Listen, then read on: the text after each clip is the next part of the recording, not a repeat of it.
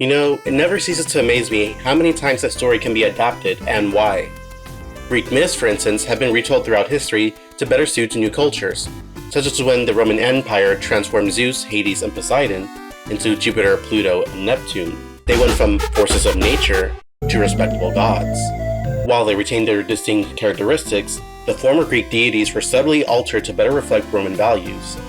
This alteration in the source material has long since proven effective in other mediums and stories, especially in the case of comic book adaptations. Let's look at My Adventures with Superman for a recent example. The second season, along with continuing where the previous season ended, also chose to adapt the origin of Supergirl, Superman's cousin. But some important context first. For those that don't know, the Girl of Steel has two major origins. In Batman Superman by Jeff Loeb in 2003, Supergirl escaped the destruction of Krypton along with baby Superman in their respective rockets. But while Superman reached Earth as planned, Supergirl was stuck in hypersleep until she landed on Earth almost 30-some years later, her baby cousin now a grown man, while she remains still a girl. Pretty simple and compelling, it frames Supergirl as devoid of purpose as the rest of the run finds her struggling to find her place on Earth. But you see, this itself was an adaptation of the more campy original story. In Action Comics 252, Supergirl was raised in Argo City, which escaped the destruction of Krypton. She led a normal life until Argo's already scarce resources were wiped away when a flurry of asteroids devastated the city.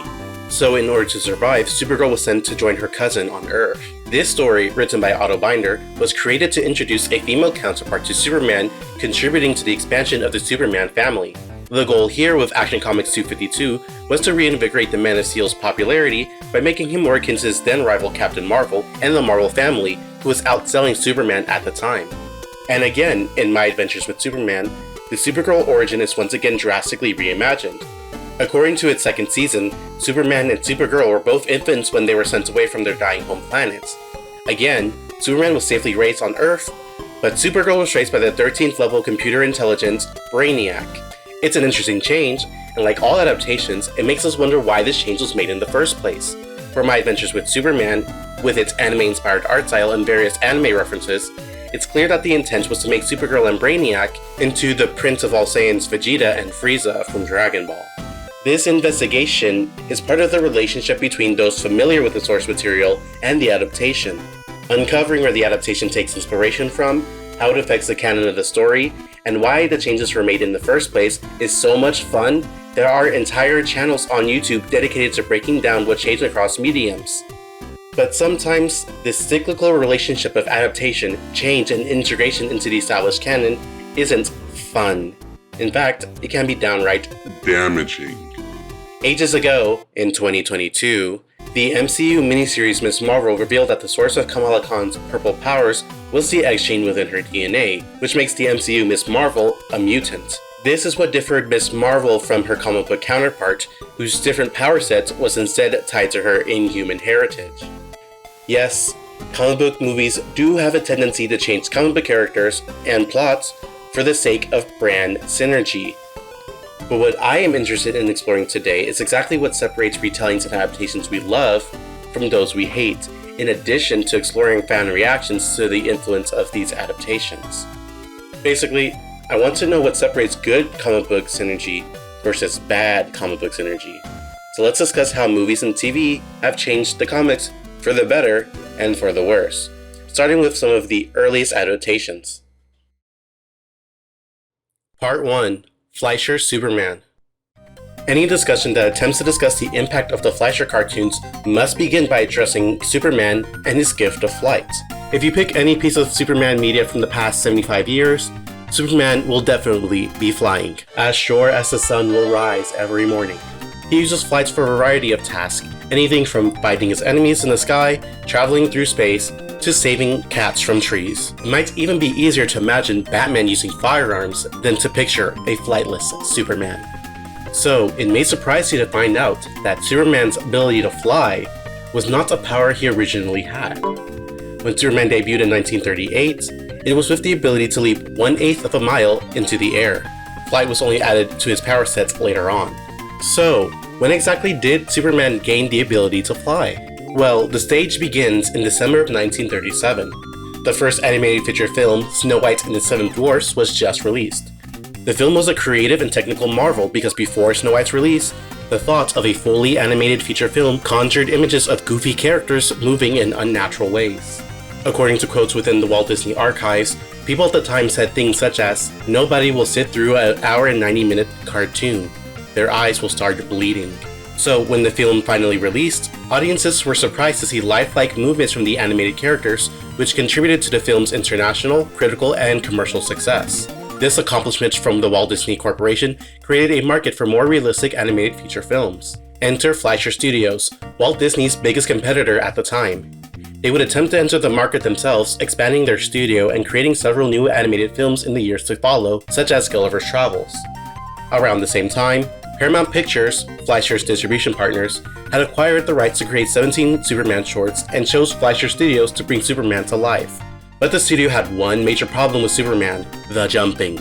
The animators thought there wasn't a way to portray Superman leaping over buildings without incurring additional costs on the already massive budget. In order to save money on the already expensive production, Fleischer Studios asked DC permission to make Superman fly in the shorts. It was reasoned this would alleviate the burden of having to intricately animate every frame of Superman jumping. DC allowed this, and lo and behold, Superman gained the ability to fly. They even lifted the iconic blurb,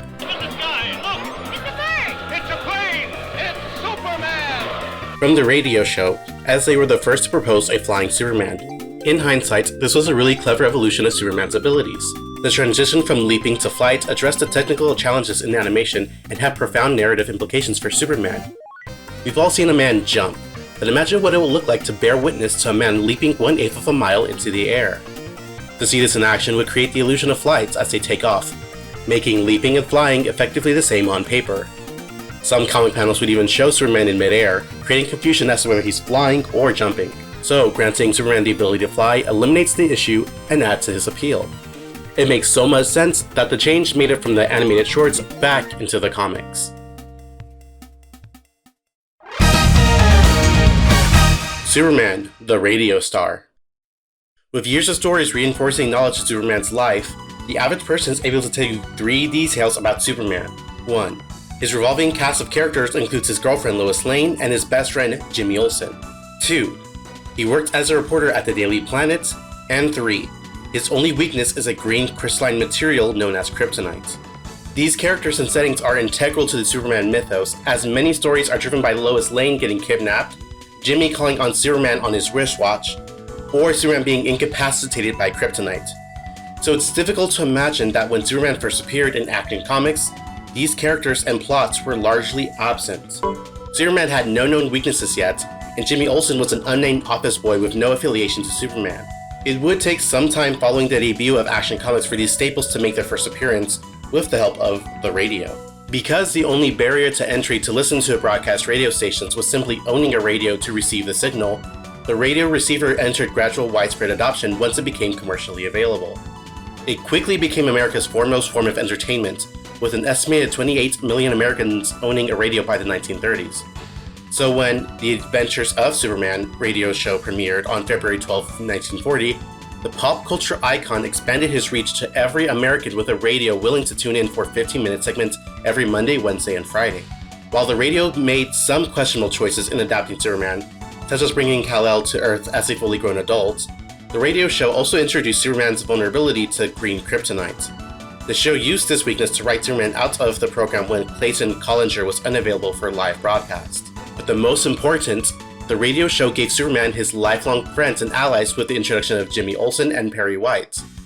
Just as children tuning in would form an attachment to Superman, Lois, Jimmy, and Perry over the years of broadcasts, Superman would form an unbreakable bond with Perry and Jimmy. Without the radio show adaptation, the Superman of today would be drastically different. Part 3.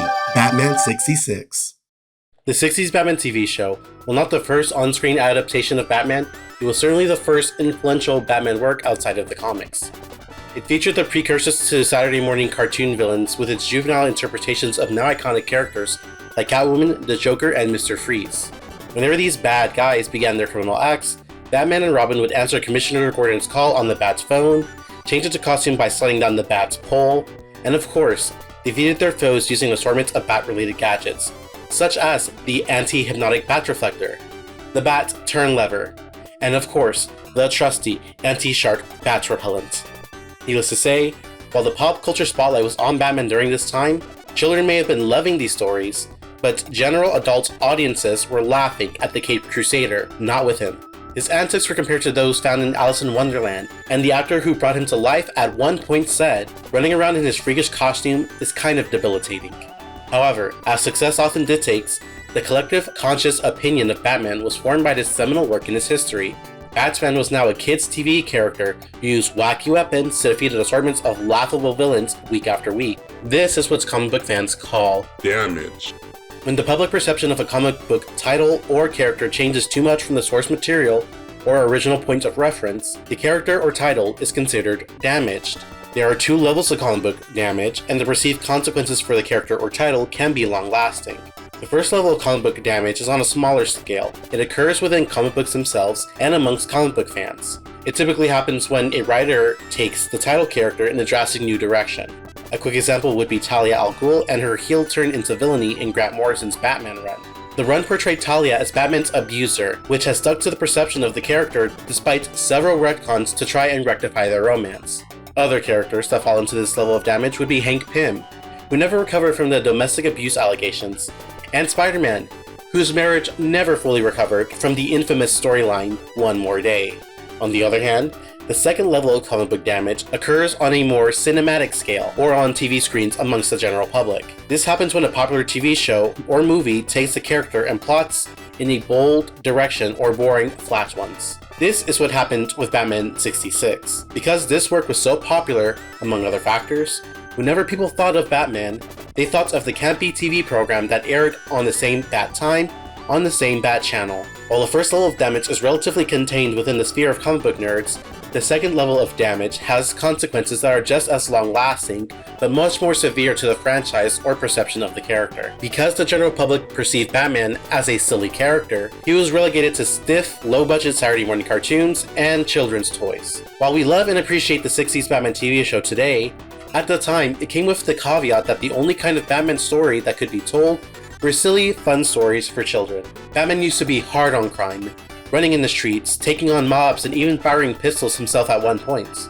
But with Batman 66, the only kind of violence that the Caped Crusader was capable of coincided with a white flash and a kapow. For those familiar with the first iteration of the character, this created a desire to see those older, darker stories be told again. One person who believed such a dark Batman tale should be retold was Michael Uslan. His desire for the Dark Knight stories to be told with the respect he believed they deserved was so great, he purchased the movie rights to the Batman franchise in the late 70s. But the image of Batman at the time was so set as a kid's movie that it took nearly a decade for a Batman film to ever see theaters from the time he purchased the rights. That's how badly damaged the Batman franchise was from the Adam West TV show. This is why comic book fans are always sounding like PR managers on social media. When a new adaptation is announced and is simply in the works, and years from release, they immediately brace for the impact of a poor adaptation. We love Michael Keaton as Batman now, but even in the late 80s, comic book fans were so protective over the IP that people didn't think he could pull it off. The process has repeated for every major comic book casting and announcement made ever since.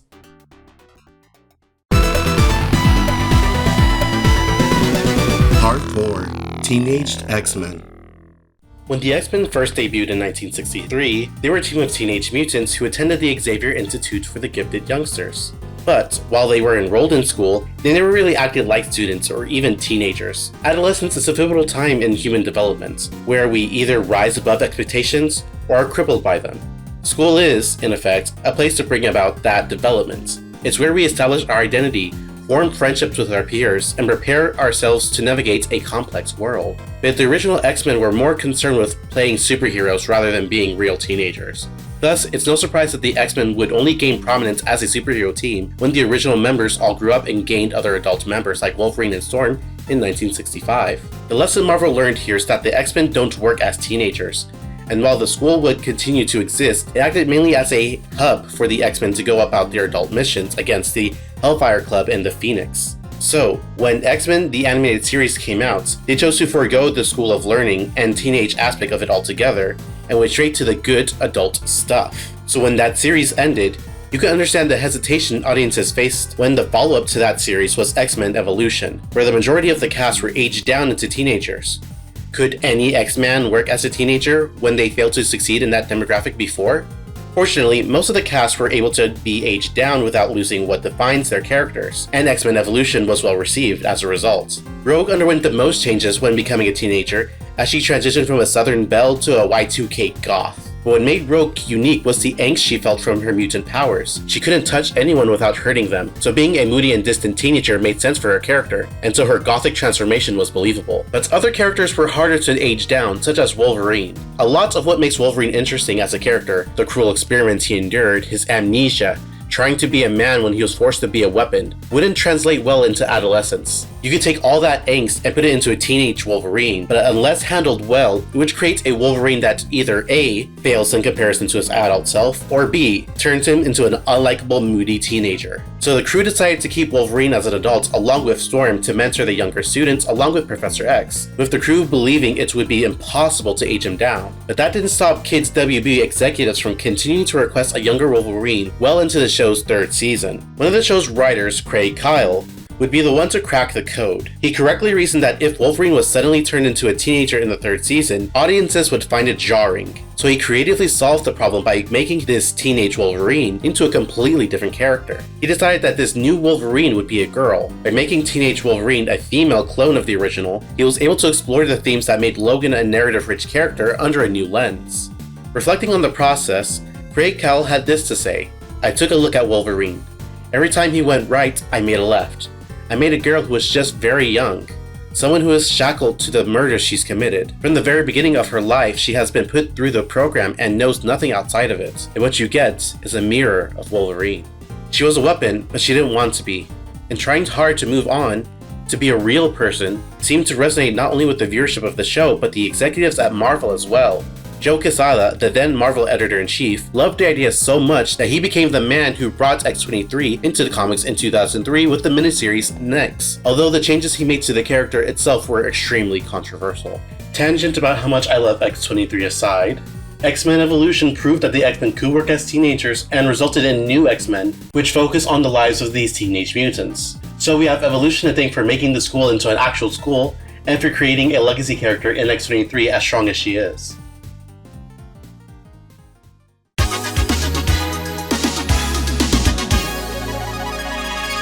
Part 5. A Telepath's Worst Nightmare.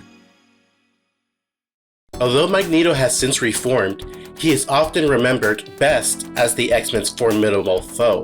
As the master of magnetism, he existed to make mutant kind the dominant species on the planet, often coming into conflict with the X-Men, who believed that mutants couldn't coexist peacefully with humanity. While their battles often shook the Earth, the real fight begins when Professor Xavier joins the fray. Charles Xavier, as a powerful telepath, can shut down the fight as quickly as he wills it, as depicted in this scene from the animated series. Professor Xavier uses his mental powers to force Magneto to relive the profound trauma of his past, rendering him frightened and harmless. Mr. X was not subtle. So if Xavier could do this each time Magneto attacks, then Magneto as a threat would be neutralized. So why doesn't Xavier use similar tactics to put a stop to Magneto each time he attacks? The comics have attempted to explain this obvious power imbalance by suggesting that Magneto developed several odd defense mechanisms against telepathy. One such plausible defense has it that over repeated encounters with Professor X, Magneto fortified his mind and developed a resistance to telepathy, making it overall difficult to launch psionic attacks on the Master of Magnetism. While these explanations are fine, I personally find them largely unconvincing. Magneto has to exert a lot of effort and perform literal mental gymnastics in order to maybe prevent a telepath from violating his mind. While over there, the Juggernaut simply uses his magic helmet as a foolproof method to prevent mental invaders. This is a failure in comic book writing 101. Your supervillain and superhero must be on equal footing in terms of strength in order for the plot and fight to carry any tension. While Magneto fares very well against the X-Men themselves, whenever Xavier steps into the fray, he easily bodies Magneto with his telepathy. Imagine this matchup: Superman versus Lex Luthor. We all know Superman's going to win this matchup 10 out of 10 times, because Superman is just that powerful. In order to make this matchup somewhat fair, you have to give Lex kryptonite in order to even out the playing field and restore the tension of the fight. So despite Magneto being treated as Xavier's equal and ideological opposite, it becomes clear who has the upper hand when Magneto continuously loses. Because of this issue, Xavier and Magneto in the comics rarely come into direct conflict with each other, keeping that problem from becoming obvious to the general audience. But the dilemma of Xavier's superiority over Magneto becomes an issue that needed to be solved for the crew behind the first X-Men movie. The story goes that one day, the X-Men crew asked amongst themselves, why couldn't Xavier just make Magneto go to sleep or something? No one had a satisfying answer. So the crew decided that they would make Magneto's helmets a telepath shield akin to Juggernaut in the comics. This decision was so brilliant, it was quickly integrated into Magneto's lore. This not only helped even out the playing field, but also mythologized Magneto's already iconic helmet in line with items such as the Lasso of Truth, Batman's utility belt, or Kryptonite, which was the last thing Magneto needed to solidify his position as the X-Men's worst enemy. And to this day, if you mention that Magneto's helmet didn't ward against telepathy until the 2000 movie, people will always act in surprise.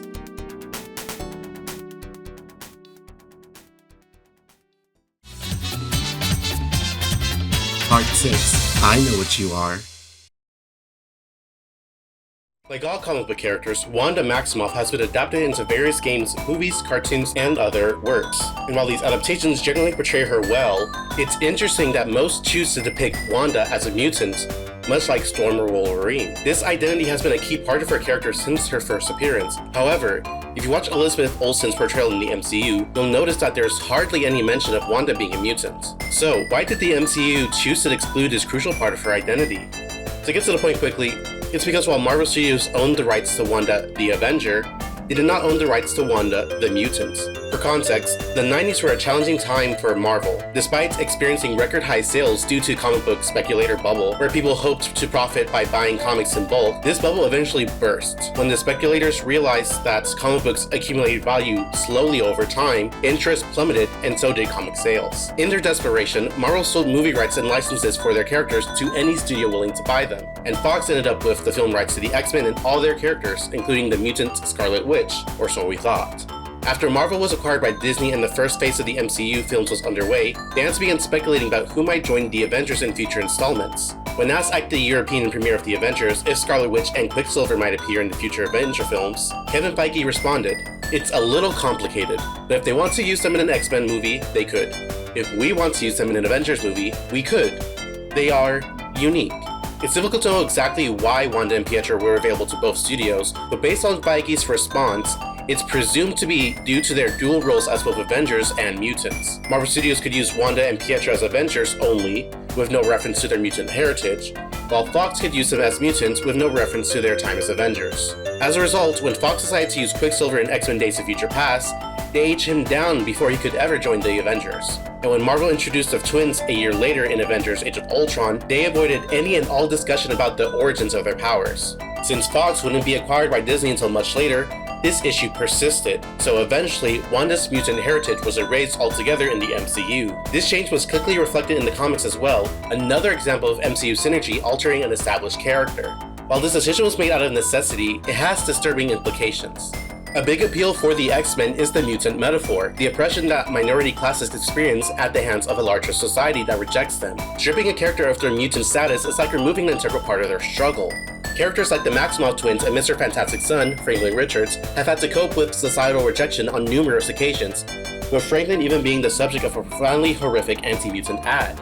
There's an argument in support of this retcon that suggests even if so-called normal people can be mistaken for mutants, then anti-mutant sentiments become incredibly ignorant. However, this hasn't been the case for comic book characters who are retroactively made into non-mutants. Because now that they are non-mutants, it ruins a lot of their stories where they face oppression, and only further ostracizes them from communities they are now no longer welcome. Doubly so for Wanda, who goes from a mutant having a bad day, which many of them do, into mutant enemy number 1 for the role she played in House of M.